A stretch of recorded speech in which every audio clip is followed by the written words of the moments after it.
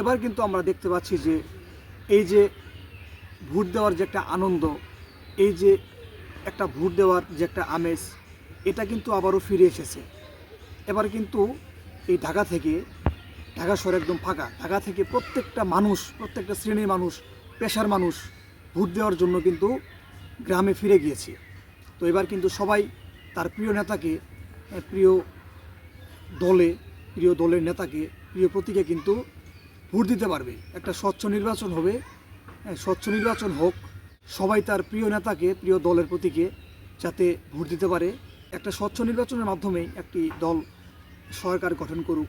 এই যে দীর্ঘদিন পর এই যে ভোট দেওয়ার যে একটা আনন্দ, এই যে একটা ভোট দেওয়ার যে একটা আমেজ, এটা কিন্তু ফিরে এসেছে। ঢাকা শহর থেকে সবাই কিন্তু ট্রেনে করে, বাসে করে সবাই কিন্তু গ্রামে চলে গেছে, সবাই চলে গেছে।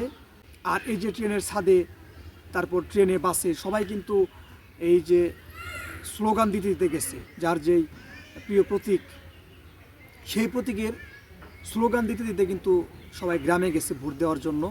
দীর্ঘদিন পর কিন্তু এই ভোটের যে একটা আনন্দ, আমেজ, এটা ফিরে এসেছে। তো আজ শুটিং ছিল, এই 3 দিনই শুটিং আছে, কালকে না, আজকে আর কালকে শুটিং আছে, যার কারণে যেতে পারলাম না। তো সবাই ভালো থাকবেন, স্বচ্ছ নির্বাচন হোক, সবাই প্রিয় নেতাকে, প্রিয় দলে, প্রিয় প্রতীকে আপনারা সবাই ভোট দিবেন। সবাই ভালো থাকেন, ধন্যবাদ সবাই।